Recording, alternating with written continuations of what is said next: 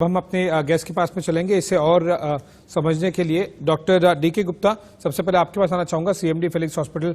Doctor Gupta, क्या ये humans में वायरस स्प्रेड होता है, ट्रांसफर होता है कि नहीं, और किस तरह से मॉनिटरिंग की जा सकती है, उसके लक्षण क्या होते हैं? बिल्कुल, तो ये जो बर्ड फ्लू है इसको एक टाइप ऑफ इन्फ्लुएंजा है और उसको हम एवियन फ्लू भी कहते हैं। जो अभी इंडिया में जो खबरें लगी हैं उसमें दो तरह के स्ट्रेन मिले हैं, एक मिला है H5N1, दूसरा बना है H5N8 मिला है। तो जो H5N1 है वो तो पैथोजेनिक है, हाईली पैथोजेनिक है और वो ह्यूमन में ट्रांसमिट भी होता है और इन्फेक्टेड भी करता है। जो H5N8 है वो पैथोजेनिक नहीं, वो नॉर्मली बर्ड्स में पैथोजेनिक होता है। तो नॉर्मली जो फैलता है ह्यूमंस टू ह्यूमंस ट्रांसफर का नहीं होता, रेयरली होता है, बट ये बर्ड से एनिमल में फैल सकता है और बर्ड से ह्यूमन में भी फैल सकता है।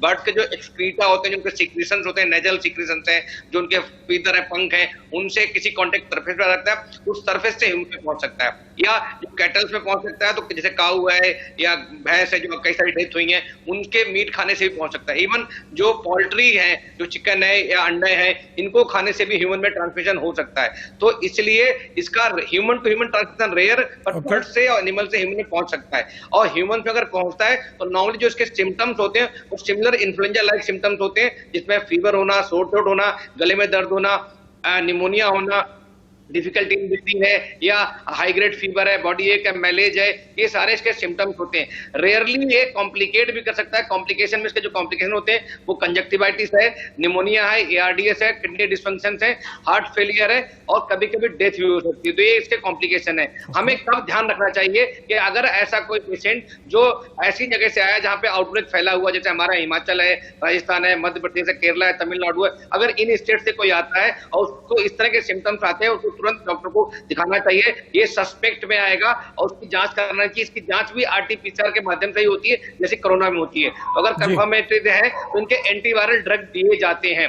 प्रिवेंट कैसे कर सकते हैं, बहुत इंपॉर्टेंट है, कैसे हम इससे बचे जाएं। बच्चा ऐसे ही जा सकता है, जितने भी पोल्ट्री फार्म्स हैं जहां जहां ऐसे पक्षी पाए जाते हैं, जैसे बर्ड सेंचुरीज हैं, पार्क्स हैं, जहां पे पक्षियों की डेथ हो रही है, वहां जाने से बचें। या ऐसे इन्फेक्टेड जहां आइसोलेट हो गया वायरस, उस एरिया के पक्षियों को खत्म कर देना चाहिए, सो दैट कि इन्फेक्शन ना फैले। और दूसरा क्या है, हैंड हाइजीन का ध्यान रखना है। बार बार जो हम बात करते हैं 60% एल्कोहलिक, हैंड हाइजीन पे ध्यान रखना है। तीसरी बात, हम पोल्ट्री मीट ना खाएं। अगर खाते हैं तो कम से कम 75 डिग्री सेंटीग्रेड पे उसको 20 से 25 मिनट तक उबालें, फुल कुक ही खाएं, अदरवाइज ना खाएं, अवॉइड करें। अंडे भी अगर हम लोगों को खाने हैं तो अंडों को भी फुल कुक्ड खाना है, हाफ कुक्ड अंडे नहीं खाने। जब उनका एल्बुमिन व्हाइट वाला हिस्सा है वो भी फर्म हो जाए और अंदर जो यॉक होता है पीला वाला वो भी फर्म हो जाए, तभी हमें खाना चाहिए। प्रिवेंशन के लिए अच्छी बात है, इसकी वैक्सीन बनी हुई है, जो H5N1 है उसकी वैक्सीन है हमारे पास, यूएस में FDA अप्रूव्ड वैक्सीन है। तो जितने एरिया जहां पे आउटब्रेक है उन सबको vaccination as early as possible देना चाहिए, सो दैट वहां पे हम ट्रांसमिशन को रोक सके। और एक बड़ी प्रॉब्लम जो है, जितना ज्यादा इसका ट्रांसमिशन फैलेगा, नॉर्मली ये पेंडेमिक की शक्ल नहीं लेता जैसे कोरोना ने लिया है। नॉर्मली ये आउटब्रेक्स होते हैं, छोटे छोटे होते हैं और खत्म हो जाते हैं। बट अगर इसका रेप्लिकेशन होता रहा वायरस का, अगर हमने इसे रोका नहीं, तो जितना ज्यादा रेप्लिकेशन होता है उतने चांसेस होते हैं म्यूटेशन होने के। अगर म्यूटेशन हो गया तो कभी कभी पेंडेमिक का भी रूप धारण कर सकता है। तो इसलिए हमें एज अर्ली एज पॉसिबल सरकार को, लोगों को, सबको कंट्रोल करने में कोशिश करनी चाहिए। और जहां जहां जिस एरिया में, और उसी का उदाहरण हम कोरोना में भी देख रहे हैं, जब म्यूटेंट ज्यादा उसकी वायरोलॉजी बहुत हाई हो जाए तो फिर ज्यादा बड़ी सरदर्द हो जाती है। डॉक्टर गुप्ता, बहुत संक्षेप में, मेरे पास लास्ट के 30 सेकंड बचे हैं, क्या सरकार को अब आवाजाही को लेकर उन इलाकों को रोक लगाने की जरूरत है कि जब तक ये पूरी तरह से कंटेनमेंट न हो जाए, इसे जो मूवमेंट है लोगों का वहां उस एरियाज में जहां पर बर्ड फ्लू पाया गया है उस वहां पर रोक दिया जाए?